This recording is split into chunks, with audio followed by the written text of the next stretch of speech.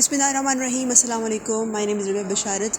Last کی جو video تھی اس میں ہم نے آخری چٹان کے بارے میں، آخری چٹان کا جو پہلا پارٹ تھا اس کو ریکارڈ کرایا تھا، جس میں نے آپ کو بتایا تھا کہ خلافت عباسیہ منگول یہ کس طرح آئے اور کس طرح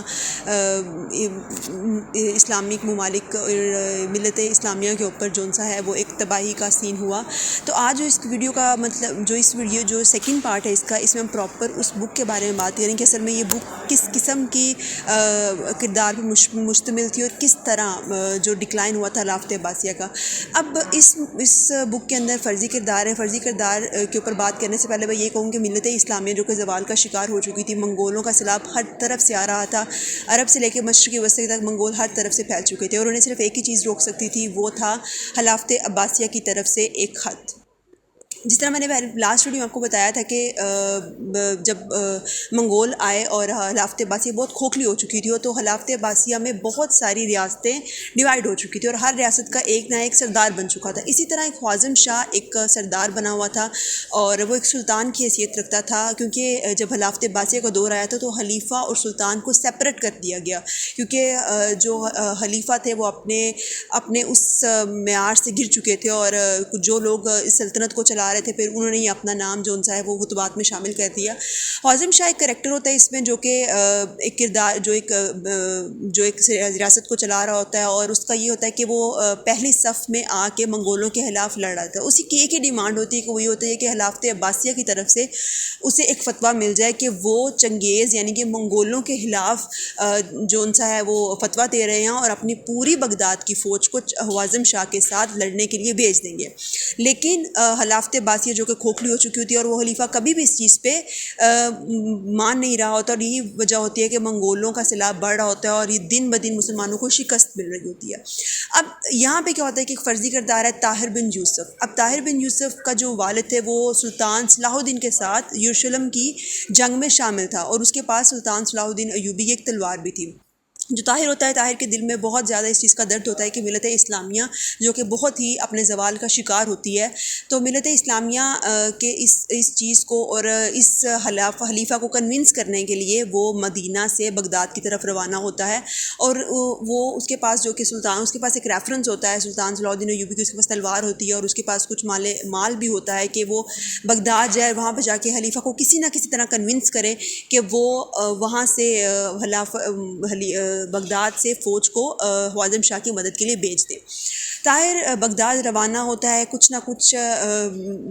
عہدے لے کے وہ آخرکار خلیفہ تک اس کی رسائی ہوتی ہے اور پھر وہ ان کو کنونس کرتا ہے اور اس کو فوراً آفیسر بنا کے چنگیز خان کے پاس بھیج دیتے ہیں. جب وہ چنگیز خان کے پاس پہنچتا ہے تو وہاں پہ کیا چیز ہوتی ہے کہ چنگیز خان کے پاس وہ جا کے اس کو بتاتا ہے کہ خلافت جو دربار خلافت ہے وہ مکمل طور پر منگول کے خلاف اور خوازم شاہ کی مدد کے لیے ہر جگہ تیار ہوں گے. چنگیز خان کو جب یہ میسج دینے کے بعد وہ واپس آتا ہے تو اس کو یہ چیز کا پتہ چلتا ہے کہ جو دو ساتھی اس کے ساتھ ہوتے تھے وہ بیسیکلی جاسوس ہوتے تھے اور وہ انہوں نے چنگیز خان کے ساتھ سیپریٹ ملاقات کر کے ان کو یہ پیغام پہنچایا ہے کہ خلافت دربار چنگیز خان کے ساتھ ہے. تو جب اس چیز کا پتہ چلتا ہے تو وہ اس چیز کی انویسٹیگیشن کرتا ہے. جب انویسٹیگیشن کرتا ہے تو بجائے یہ کہ وہ ان جاسوسوں کو پکڑوائے، اس کے اوپر خود جاسوسی کا الزام لگ کے اس کو قید میں ڈال دیا جاتا ہے.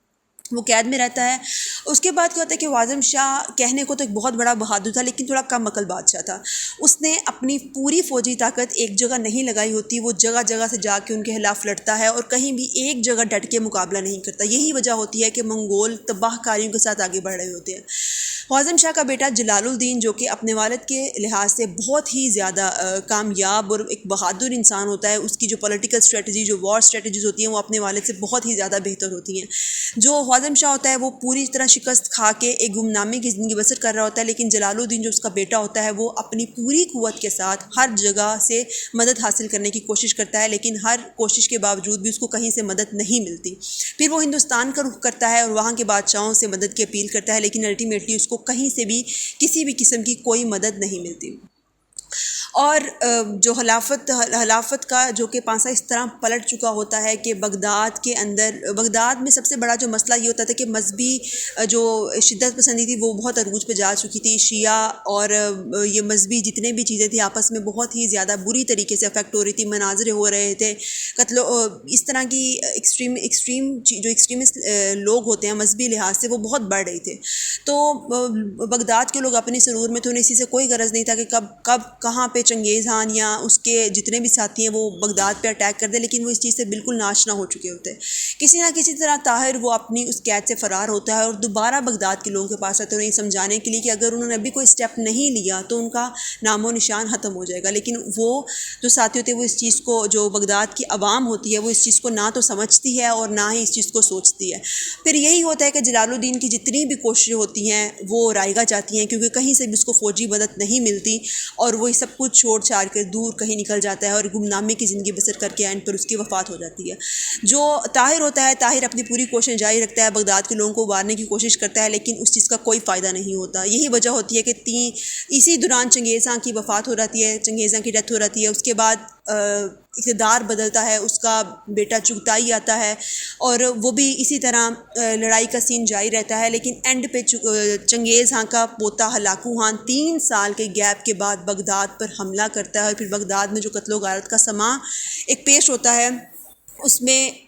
کیا ہوتا ہے کہ جو آخری خلیفہ جس کا نام مستنصر ہوتا ہے اس کو قلین میں لپیٹ کے خلافت دربار سے نکال کے ہاتھی کے پیر سے کچلوا کے مارا جاتا ہے اور پھر اس طرح خلافت عباسیہ کا اینڈ ہوتا ہے۔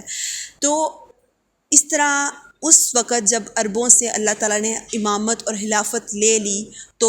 1200 کی یہ بات ہے، 1300 کی یہ بات ہے کہ وہ دن سے لے کے آج تک 8 صدیاں گزرنے کے باوجود بھی اللہ تعالیٰ نے کبھی عربوں کو ان کی امامت واپس نہیں کی اور نہ ہی انہیں اس چیز کا حق دوبارہ دیا گیا ہے۔ تو جس طرح میں نے، اگر میری آپ نے فرسٹ ویڈیو دیکھی ہے جس میں نے اس کا ریفرنس دیا تھا کہ جب آپ اللہ کے حکم کی تعمیل نہیں کرتے ہو اور اس کے اگینسٹ جاتے ہو تو اللہ تعالیٰ اس قوم کو دوسری قوم سے بدل دیتا ہے۔ تو یہی وجہ تھی کہ خلافت عباسیہ کے خاتمے کے بعد کبھی بھی دوبارہ عربوں کو جو کہ خلافت نہیں ملتی، اس کے بعد جو اقتدار آتا ہے وہ اجمیوں کے پاس آتا ہے۔ عثمانی خلافت عثمانی جب سٹارٹ ہوتی ہے تو وہ بیسکلی عجم ہوتے ہیں، اجمی لوگ ہوتے ہیں۔ تو اس کے بعد جو ان سا ہے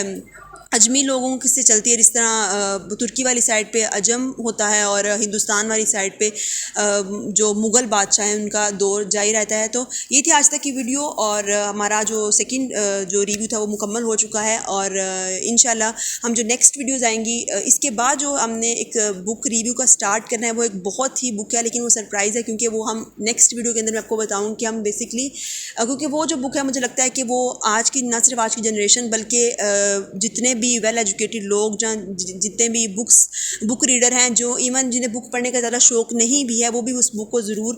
پڑھتے ہیں۔ تو ہم نیکسٹ جو ویڈیوز ریکارڈ کریں گے اس کے بارے میں کریں گے۔ تو thank you so much, hope so you like this video. تو تھینک یو سو مچ، انشاءاللہ نیکسٹ ویڈیو میں ملتے ہیں۔ اللہ حافظ۔